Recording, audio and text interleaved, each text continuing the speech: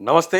Micro ఫైనాన్స్‌కి సుమారుగా 100 కోట్ల scam జరిగిందని చెప్పేసి అడ్వకేట్ సుబ్బు బయటకి అందరు బాధితులతో పాటు బయటకి రావడం జరిగింది. సో, ఈ కేస్‌ని టేకప్ చేసిన ప్రధానంగా ఏదైతే డిజిటల్ ఛానెల్స్ ఉన్నాయో, డిజిటల్ మీడియా ఉందో అన్నిటిపైన కూడా మంగ్లీ రెగ్యులర్‌గా నోటీసులు పంపడం జరిగింది. అండ్ రీసెంట్‌గా నిన్న కూడా సుమారుగా 200లకు పైగా ఛానెల్‌లు, అందులో ప్రధానంగా 40 ఛానెల్‌కి నోటీసులు పంపింది.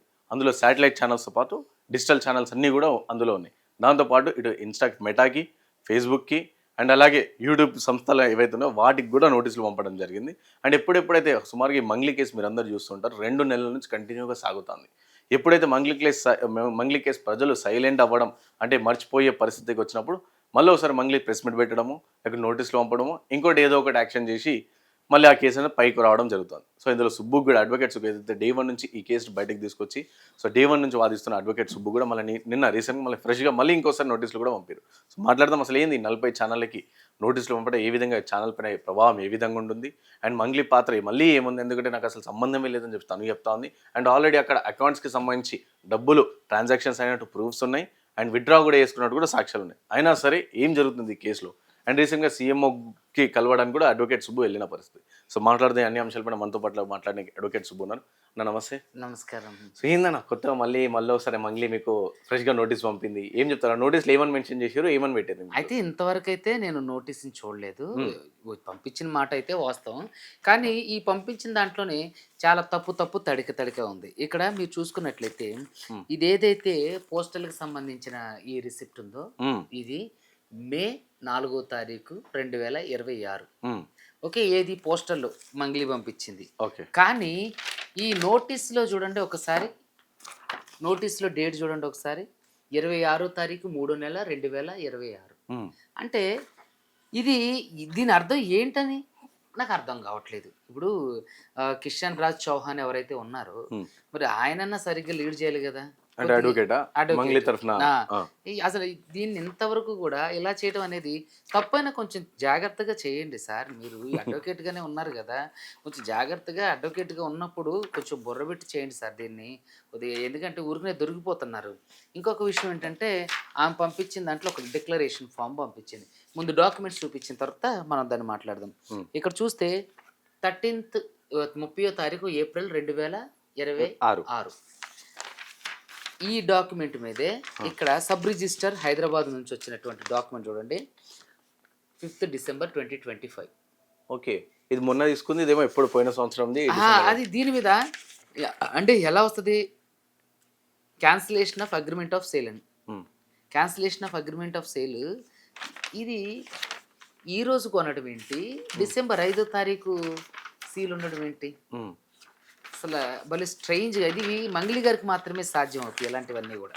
ఓకే. మళ్ళీ మీకే దొరుకుతాయి మరి అలాంటియన్ని. నాకే దొరుకుతాయి. ఇంకొక విషయం ఇక్కడ మీరు చూసినట్టయితే ఏదైతే ఇప్పుడు ఇది ఉందో ఇది పంజాగుట్టలో నేను 27వ తారీఖు హ్మ్. 3 నెల ఇచ్చిన కంప్లెయింట్.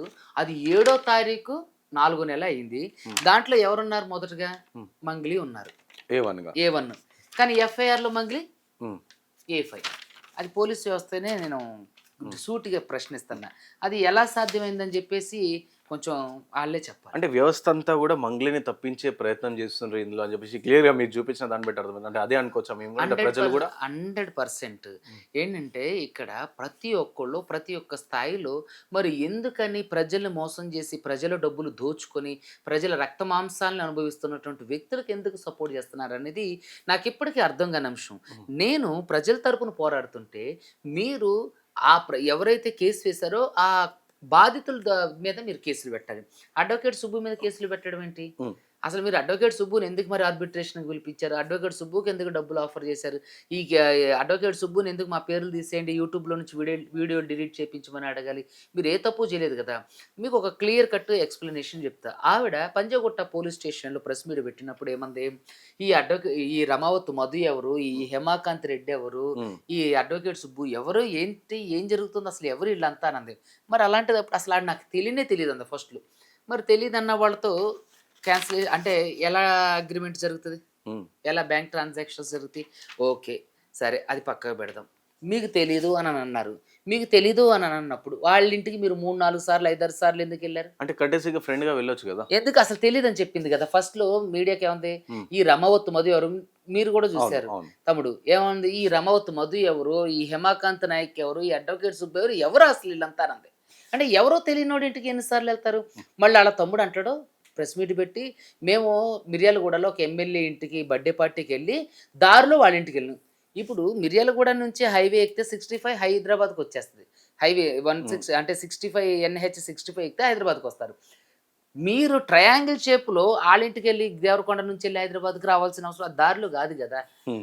అతనేమంటుండు, నన్ను అప్రస్తుతంగా నా ప్రమేయం లేకోకుండా, నాకు తెలియకుండా నన్ను తీసుకెళ్లారు హ్మ్. అంటాడు. అసలది ఎవరన్నా ప్రజలు విని నమ్మశక్యమైనటువంటి అంశమేనా? అసలది ఆమోదయోగ్యంగా ఉందా? ఎందుకు వచ్చి ఏయేయో పిచ్చి పిచ్చి మాటల్లో తప్పు తప్పు తడక తడకలు అన్నీ అల్లుతారు? అంటే జనాలందరూ పిచ్చివాళ్ళు, వెర్రివాళ్ళు, ఏమి తెలియని వాళ్ళు అనుకుంటున్నారా? ఏంటంటే మంగ్లీ గారు ప్రతి స్థాయిలో గూడా జనాల్ని, మీడియాని పిచ్చివాళ్ళనే చేస్తుంది. ఇంకో విషయం ఏంటంటే ఈరోజు 400 పేజీల అంటే నోటీస్. నోటీసులు కేసులతో పాటు పంపించడం జరిగింది హ్మ్. మీడియా మీద. అంటే ప్రధానంగా మీడియా ఛానల్ నుంచి ఒక జర్నలిస్ట్‌గా కెరియర్ స్టార్ట్ చేసినటువంటి ఈరోజు అదే మీడియా లేపోతే మంగ్లీ ఎవరో ఎవరికి తెలుసు? మరి అలాంటి మంగ్లీని చూపించినప్పుడు ఆవిడకి నచ్చినప్పుడు, మరి జర్నలిస్ట్‌గా ఉన్నప్పుడు ఆవిడ కూడా అనేక అంశాలను ప్రశ్నించింది. అనేక అంశాల మీద వ్యంగ్యాస్త్రాలు వదిలింది. అనేక సమస్యల మీద మాట్లాడేది. మరి ఆళ్ళ మీద ఎవడి మీద ఎవరికి ఎందుకు కేస్ వేయలేదు? అంటే అప్పుడు మీ మీద ఎవరు వేయకూడదు. హ్మ్. అంటే ఇక్కడేంటంటే మీడియా ప్రశ్నించే మీడియా గొంతు నొక్కేసే ప్రయత్నం చేస్తుంది. ఇది చాలా దారుణమైన పరిస్థితి. భారతదేశంలో ఎన్నడూ లేని విధంగా మంగ్లీ గారు మీడియా మీద తన అక్కస్సు వెళ్ళగక్కుతున్నారు. ఇక్కడే గాదు మీరు చూసుకున్నట్టయితే పంజాగుట్టలో గూడా మీడియాని తిట్టడం జరిగింది. హ్మ్. ఏది మీరంతా ఇలా చేశారు, నేను ఇంటర్వ్యూలు ఇవ్వలేదని, నా పని జెప్తుందని, ఇలా చాలా సార్లేంటంటే మీడియాని బ్లేమ్ జేసే ప్రయత్నం జేసింది. అలాగే అడ్వకేట్ సుబ్బు బాధితుల తరపున పోరాడుతుంటే, అడ్వకేట్ సుబ్బుకి కేసులు బెట్టి అతన్ని ఈ కేసులో నుంచి పక్కకు తప్పించేసి, భయపెట్టి భయభ్రాంతులకు గురి చేద్దామని జెప్పి చూసింది. హ్మ్. సో, అడ్వకేట్ సుబ్బు ఎప్పుడు గూడా ఒకళ్ళు భయపడితే భయపడే వ్యక్తి గాదు. గత 4 సంవత్సరాలుగా మనం ట్రావెల్ చేస్తున్నాం తమ్ముడు. హ్మ్. మీరు ఎన్నో ఈ ఇంటర్‌వ్యూస్‌లో మనం మాట్లాడాం. అవును. సో, ఎప్పుడైనా సరే అడ్వకేట్ సుబ్బు సోషల్ కాజ్ మీదే మాట్లాడిండు. ఎప్పుడైనా స్వప్రయోజనం కోసం, స్వలాభం కోసం ఎప్పుడు ఆలోచించలే. అలా చేసేవాడినైతే ఆవిడ హ్మ్. ఆళ్ళ లాయర్ గారి ఆఫీస్‌కి పిలిపించినప్పుడే వాళ్ళ లాయర్ గారితో ఆఫర్ చేసినప్పుడు డబ్బులు తీసుకొని గప్‌చుప్‌గా ఉండిపోయేవాడిని గదా! ఎందుకు హ్మ్. బాధితుల తరపున నిలబడతా? హ్మ్. ఈరోజు మంగ్లీ అడ్వకేట్ సుబ్బు మీద, మీడియా ఛానెల్ మీద నోటీసులు పంపించింది.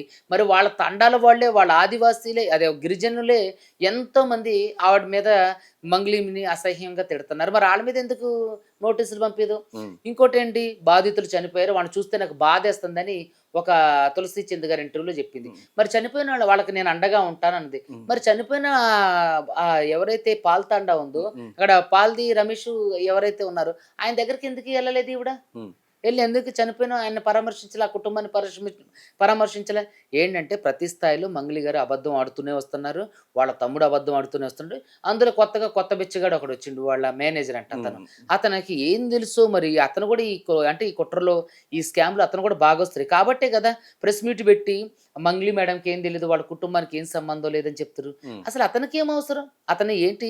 తను ప్రోగ్రామ్స్ చూసుకోవాలి. ఈ ప్రోగ్రామ్స్ తనకేంటి? అంటే తనకు కూడా ఇందులో భాగస్వామ్యం ఉందనే గదా! హ్మ్. అంటే తన అకౌంట్‌లో ఎన్ని కోట్లున్నాయో మరి అది ఈఓడబ్ల్యూ గూడా హ్మ్. అతను గూడా పార్టీగా జాయిన్ చేసి, అతని మీద కూడా కేసులు ఫైల్ చేసి, హ్మ్. అతన్ని కూడా జైలుకి తీసుకెళ్ళి, అతని బ్యాంక్ డీటెయిల్స్ కూడా తీయాలి. హ్మ్. సో, అప్పుడు ఇప్పుడు మీరున్నారు. మీరు ఎవరి తరపున వకాల్తా తీసుకోరు.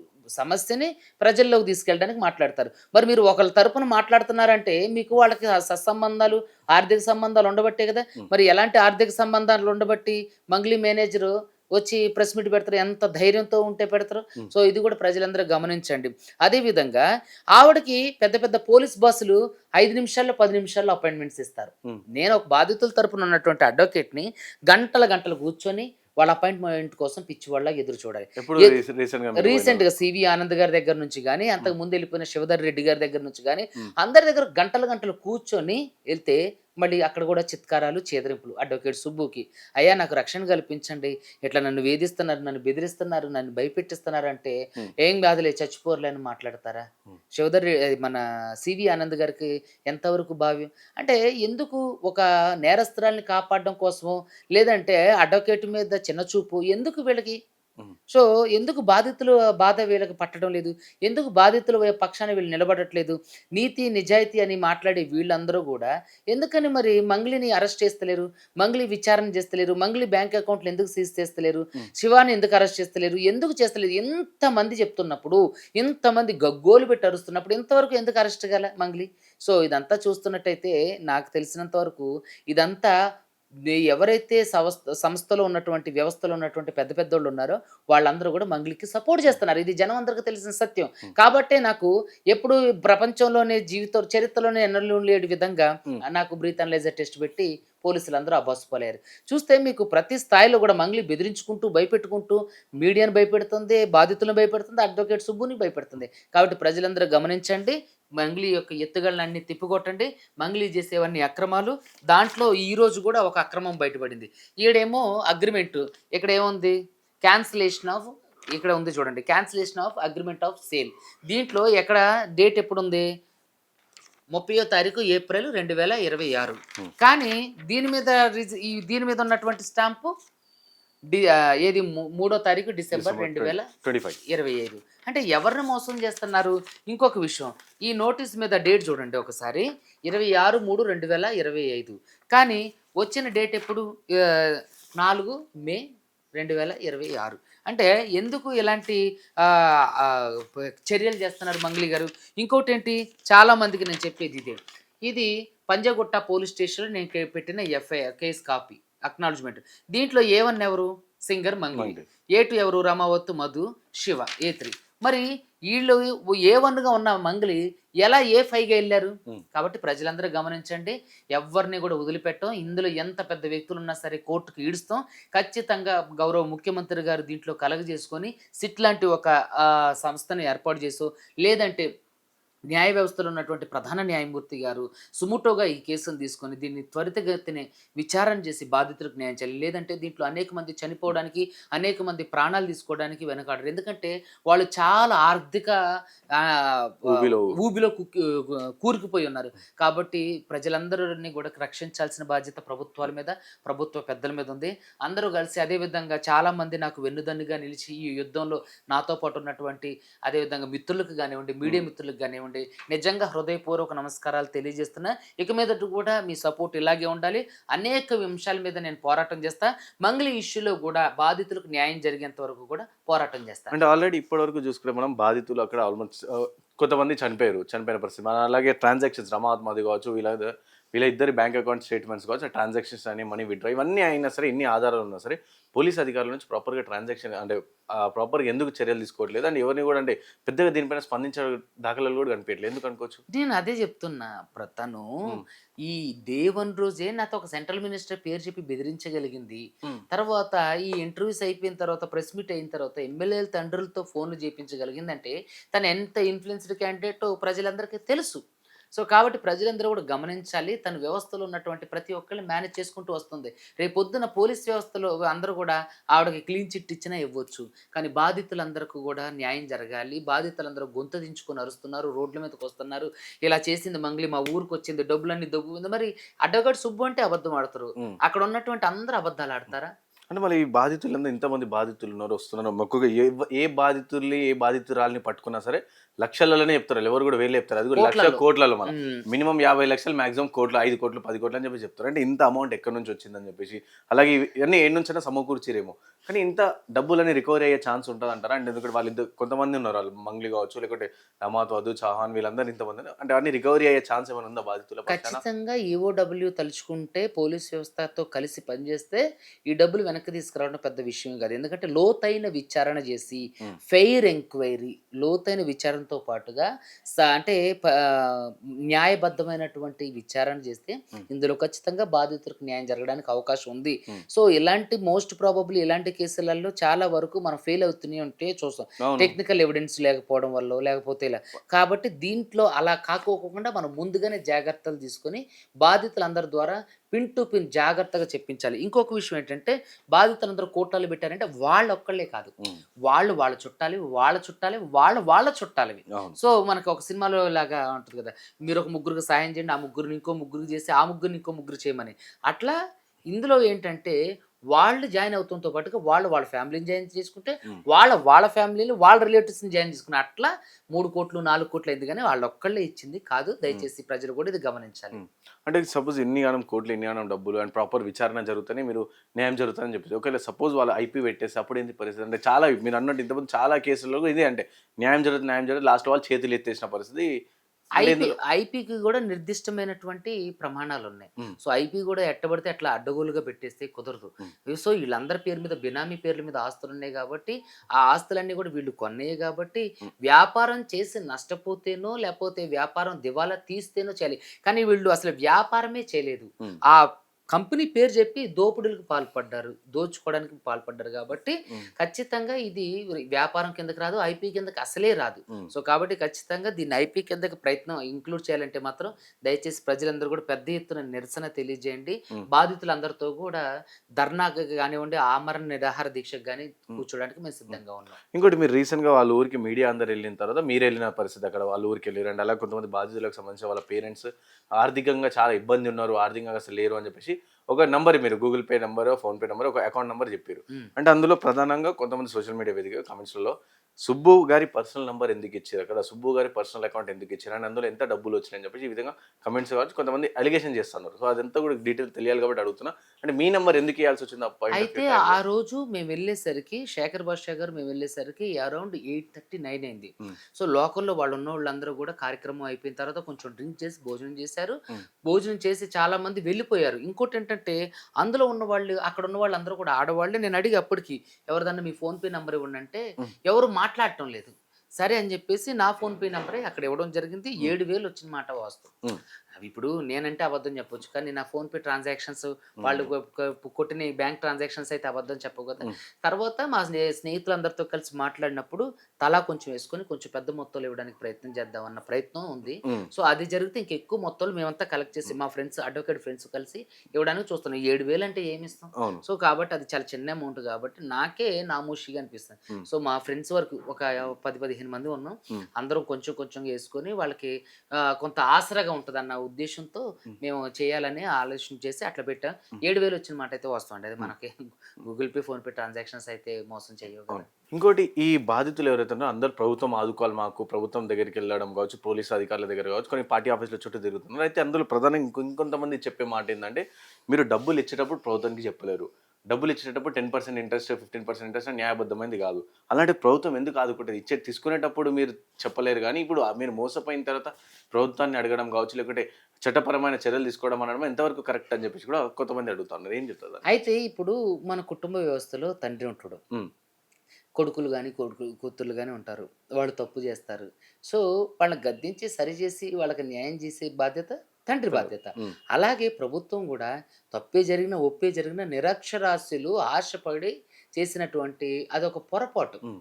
సో, అలాంటప్పుడు అంత పెద్ద పొరపాటు జరిగినప్పుడు సీఎం గాని, ప్రభుత్వం గాని తండ్రి స్థానంలో ఉండి తమ పిల్లలు తప్పు చేసినప్పుడు ఏ విధంగా అయితే సరిదిద్దుతారో, క్షేమంగా వాళ్ళనుంచుతారో అలా చేయాల్సిన బాధ్యత ప్రభుత్వాలదే కాబట్టే హ్మ్. వాళ్ళు ప్రజలచే, ప్రజల కొరకు ప్రజల యొక్క ప్రభుత్వాన్ని ఏర్పాటు చేసుకున్నారు.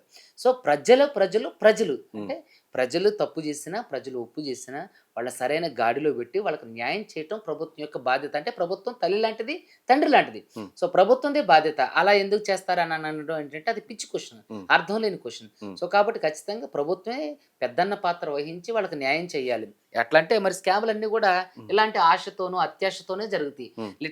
లిటరల్‌గా ఇల్లిటరేచర్సే దాంట్లో ఎక్కువ మందుంటారు. అవును. సో, వాళ్ళు తెలివి తక్కువతనం ఇప్పుడు సైబర్ క్రైమ్ గూడా తెలిసినోళ్ళు, చదువుకున్నోళ్ళు మోసపోతుంటారు. హ్మ్. హ్మ్. అలా అని మీరు సైబర్ క్రైమ్‌లో మోసపోయారు, మీరు గవర్నమెంట్‌కి చెప్పి మోసం పోయారా, హ్మ్. గవర్నమెంట్‌కి జెప్పి చేసారా, మేము న్యాయం చేయమని అంటదా? హ్మ్. ఖచ్చితంగా అన్యాయం జరిగినోళ్ళు తెలివి తక్కువతనంతోనో, అమాయకత్వంతో మోసపోయినప్పుడు ఖచ్చితంగా వాళ్ళకి న్యాయం చేయాల్సిన బాధ్యత ప్రభుత్వాలది కాబట్టి ప్రభుత్వమే చెయ్యాలి. అది చేస్తది.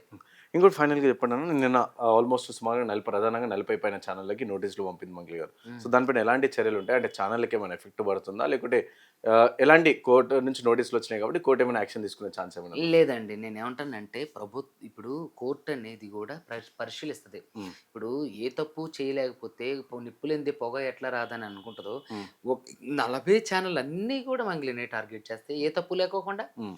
ఆవిడ అన్నీ అబద్ధాలు, అసత్యాలు అంటది. కానీ వాటికి సంబంధించి నిరూపించుకోవడానికి ఒక్క ఆధారం కూడా చూపిలా. హ్మ్. అసలు ఫస్ట్ రమౌత్ మధు ఎవడో తెలీదండి. అవును, తర్వాత మా ఫ్రెండ్ స్నేహితులు బంజారా వాళ్ళు చేరదీసే ఉంది. తర్వాత ఆళ్ళ మధ్య ట్రాన్సాక్షన్స్ వచ్చిన తర్వాత అవును, మేము ఇల్లు అమ్మడానికి పిలిచినాం. ఆయనకి మాకు కుదరలేదు. మళ్ళీ ఆయన డబ్బులు ఆయనకి అంటే ప్రతి స్థాయిలో అబద్ధం ఆడుకుంటూనే వస్తున్నారు. హ్మ్.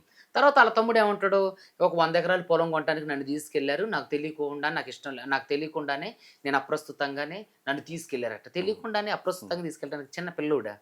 సో, వాళ్ళేంటి మళ్ళీ బంజారా దేవతల మీద దేవీ ఓట్లు దేవతల మీద తీసుకుంటున్నారు. అవును. ఓట్లేసి, అవును. తర్వాత వెంటనే ఆ ప్రెస్ మీట్ అయిన 2, 3 గంటలకే శివ చౌహాన్ అకౌంట్‌లోకి డబ్బులు ట్రాన్స్‌ఫర్ అయినాయని చెప్పేసి హ్మ్. పోలీసులు హ్మ్. అంటే పోలీసుల ద్వారా తెలియడం జరిగింది. అంటే ఎవరిని మోసం చేస్తున్నారు? ఎవరిని మోసం చేయాలనుకుంటున్నారు? ఎవరిని మభ్యపెట్టాలనుకుంటున్నారు?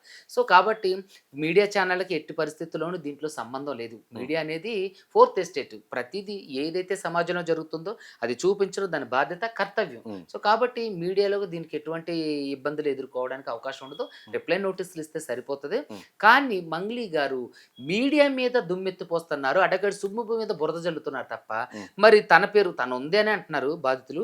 తన పేరు చెప్పి వ్యాపారం చేసిన వాళ్ళ తమ్ముడు గానివ్వండి, రమౌత్ మధు గానివ్వండి, బాలాజీ నాయక్ గాని, భరత్ కుమార్ చౌహాన్ గాని, శైలజ చౌహాన్ వీళ్ళ మీద ఎందుకు కేసులు పెట్టట్లా? హ్మ్. ఇప్పుడు ఇందులో పేపర్‌లో ఒక్కళ్ళ మీద ఎందుకు లేదు? హ్మ్. ఎందుకంటే వాళ్ళ మీద కేసులు పెడితే వాళ్ళే ఆవిడ గురించి చెప్తారు గాబట్టి. హ్మ్. సో, ఎందుకని మొదటి నుంచి మధుని ప్రొటెక్ట్ చేసుకుంటూ వస్తుంది మంగ్లీ గారు. ఎందుకు ప్రొటెక్ట్ చేసుకుంటూ వస్తుంది? మధు వాళ్ళ తమ్ముడు ఎందుకు ప్రొటెక్ట్ చేసుకుంటూ వస్తుంది? హ్మ్. ప్రజలారా మీరే గమనించాలి. సో, కాబట్టి అందరూ గమనించండి. బాధితుల వైపు నిలబడి ఇప్పటి వరకు కూడా మీ సపోర్ట్ అందిస్తున్నందుకు చాలా చాలా థాంక్ యూ. ఇంక మీదట కూడా మీరు ఇలాగే మాకు సపోర్ట్ చేయాలని కోరుకుంటున్నాను.